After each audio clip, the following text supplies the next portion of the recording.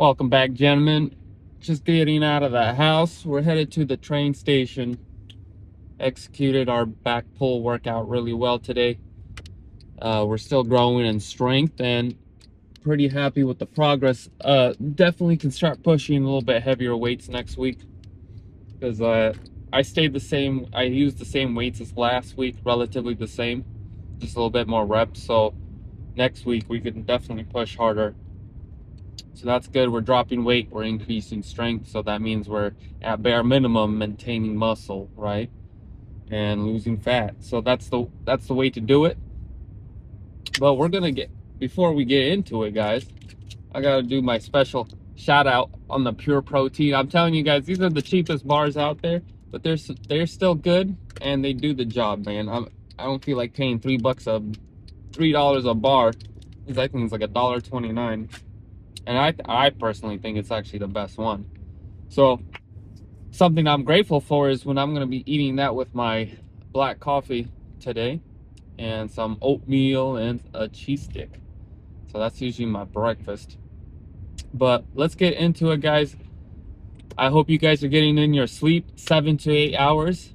I unfortunately didn't, but for the good reasons, because I was working on my purpose, working on my tasks. So that we can make an exception for, right? But we don't make exceptions for staying up late, scrolling, watching TV shows that don't add any value or purpose. If that TV show is not teaching you something to basically make life happen, it's a waste of time. It's a distraction. It's an addiction. If we want to be straight up about it, a lot of people's addiction to scrolling and all this other entertainment is just a addiction to escape their current situation. All right, guys.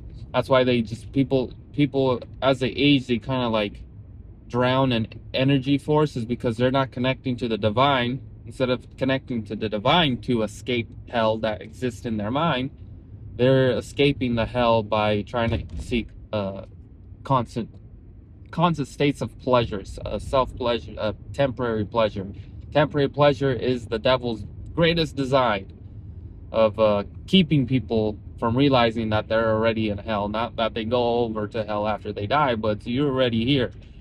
But anyways, drink 10 to 16 cups of water. Keep your body hydrated. Make sure you got all the electrolytes in there, because when your body starts dehydrating, your thoughts are affected, your strength is affected, the way your body is able to process everything is affected. Water is very important to be aware of how much you're taking in a day. If your piss is bright yellow, you're doing something definitely wrong and you're disrespecting your temple, guys.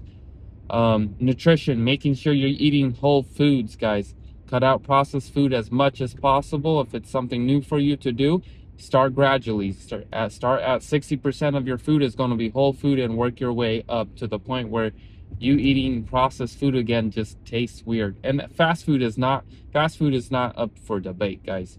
Fast food, no, that shouldn't be a question.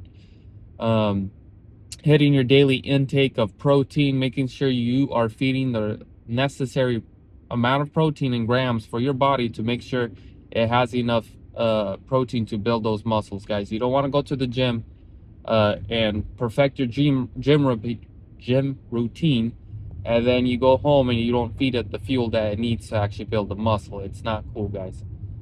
The other one is have a gym routine. Go in there with a plan, knowing what you're gonna hit, how to hit it. If you don't know how to work out, watch YouTube videos. There's no excuses in modern age of being able to say, I don't know how to do it. No, you're just lazy. That's it. It's a period. For someone to say I don't know how to do it and to feel like that's it, like that's the end of the world, no, that person is entitled, and that person's playing the victim game that they've been conditioned into and they haven't realized it yet. But that victimhood mentality and that laziness is going to purchase them a straight ticket to poverty and a mediocre life that they're not even going to be able to respect for themselves, guys. And they're going to want a woman to respect that. No, you want a mom. You're not here to find a mom in another woman, guys. That's the most lame shit a man can do, okay? Now, the next one is knowing your daily tasks and your weekly tasks. Have a long-term goal, right? That anchors you. Okay, this is the main mission, and that will help you determine how does my day have to go.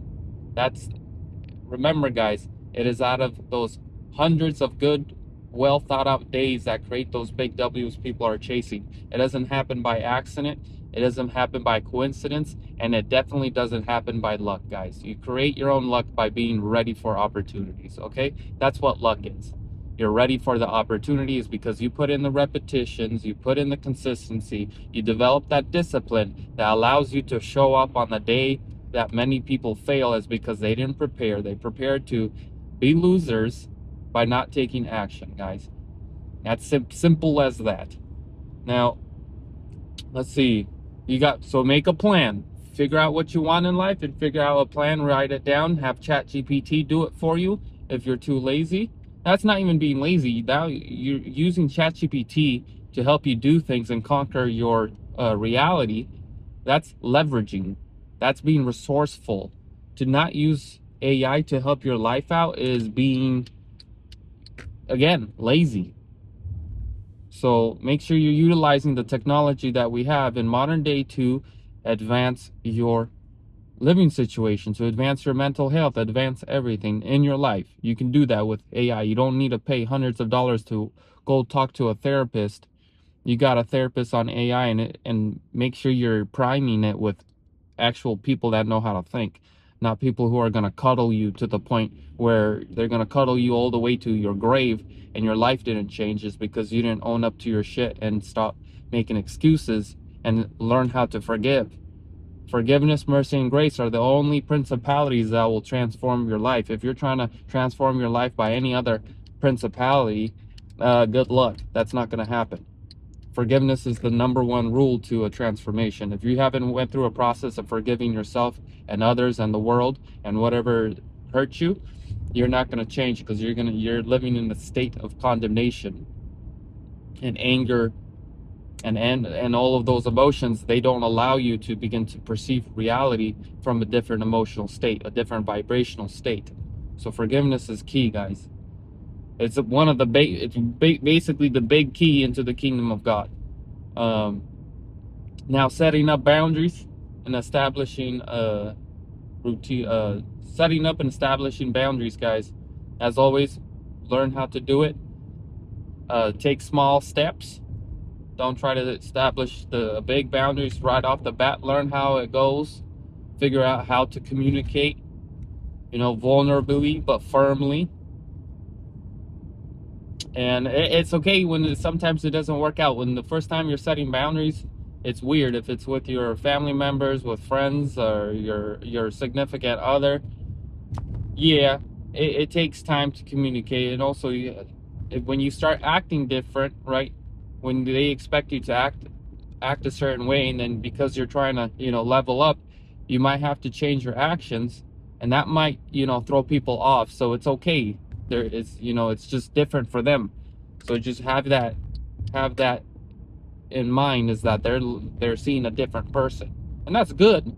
And sometimes, but that might not be good for them, and that might not be beneficial to them, because it's time for you to pour into your own cup, right, guys? So the other one is intentionally putting yourself into positions to grow, guys. Figure out what your fears, figure out what you need to do, figure out what you need to cultivate. What are your gifts? What are your gifts? And don't let them die, guys. That the day you give up on yourself, you already might as well just say you're already dead. You're living in a body, but you're dead. Don't give up on your gifts. Cultivate them. Use them to somehow serve people. At the bare minimum, serve people with that gift. Figure out how, because that's going to give you a lot of energy in your life, and not just motivation, but life force. That's the movement of God moving through your body when you're using your talents and your gifts to help advance humanity in the right direction of peace and joy. That is real purpose. All right, that's the purpose of humans, right? When you're in alignment with God, that becomes your sole purpose. And when you're on that sole purpose, you're moving with energy, with the Holy Spirit. And then, as always, guys, we want to reflect during the day and the nighttime.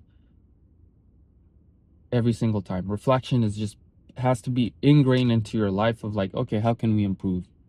A life of intention requires reflection. You cannot have a life of intent. You can, but it's not going to be as successful if you ignore reflections. You have to make 10 minutes before you go to sleep, or 10 minutes on your drive to somewhere, to the store. Figure out how to squeeze in a little bit of room of reflections. And then the other one is, guys, show gratitude. I'm grateful for my coffee. I'm grateful for my little office desk I work at. I'm grateful for the gym. Just start saying what things you're grateful for, and build up that spiritual asset. It's a spiritual asset of gratitude. It's not like I'm gonna hold on to all these things I said. It's like, no, I appreciate them. I find enjoyment in that. So don't take it for advantage. Appreciate it when you do have it, because you never know when things can change. So appreciate it when it's in your vicinity. And then the other one, big W's. Big W's, I think, of power through, man. Powering through. I think I went through this little hurdles of like overcoming motivation to be my like reason to move on, and then I overcame passion to move on. Now we're just grinding on pure purpose. So there's motivation, passion, and purpose. I think there was a different word. I forgot it. But basically, it's being able to overcome depending on emotions to determine your actions. Purpose becomes when you're feeling tired, you're not feeling motivated, you're not feeling passionate about the thing. That is a test in itself for seeing, okay, are you able to follow through? Are you able to love the person, right? In relationships, are you able still love the person even when you don't feel those emotions? When those emotions disappear, are you still able to stand in your role and still love them? Because we have attached a lot of everything's emotional, and that's one of the negative things that social media and just having our phones is everything's led by emotion. We've allowed ourselves to be conditioned that everything moves off of emotion, and that's not a good thing. Things have to move from structure first. When everything's move out of emotion, you're just going left, right, left, right. When everything's moving from structure, it's going up, down, up, down. So you just want to cyclically go up, right? But if you're usually stagnant like this, it usually goes down. It doesn't go up. And let's see. And the most important thing, guys, is talk with God. Make all your worries and cares known to him, because he does care. Figure out spaces of time that you are able just to close your eyes and just be honest with him. Don't ever be afraid to say it the way it is. He's not gonna. It says, if you're angry, just be angry on your bed, but don't sin. Basically, allow yourself to be angry with him, and you'll take that away from you. If you're battling with very deep-rooted hurt, pain, angry, jealousy, envy, to the point where you're having weird hallucinations or thoughts or imaginations, go into a state of prayer and invite him, invite love, invite God into this issue. Don't think God was like, oh, look what an evil person you are for thinking those things. He wants to help you come out of those things so you don't have to think about those things. He wants to heal you, deliver you from those things, so you don't act out of those emotions and do something that's going to cause you to feel more isolation, more condemnation, more everything you don't want to feel. He doesn't want you. He wants your whole movement of attitude and your whole construction of your mind to move out of love. Not for love, not out of fear, but out of love, right? And that's a big, beautiful transition that Christ can definitely help every single person if they call out on his name. But other than that, guys, we're at the parking lot.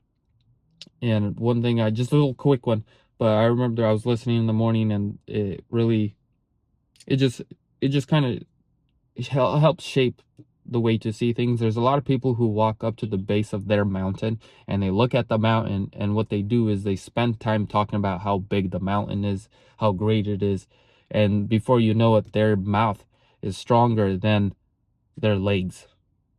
You can't just spend time talking about your problems and your challenges and how big your dreams are and how much work it will take.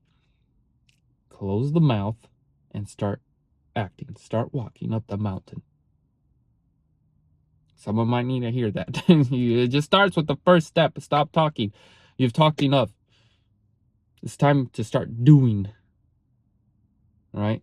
So just take that first step and take that step of faith, and everything will be right. So at the end of the day, guys, live life with intention, have a plan, know your whys, take action, and with action, you take reflection, and then the biggest one of all, pray for your daily bread. All right, boys, take it easy. I'll talk to you guys tomorrow morning. All right, bye-bye.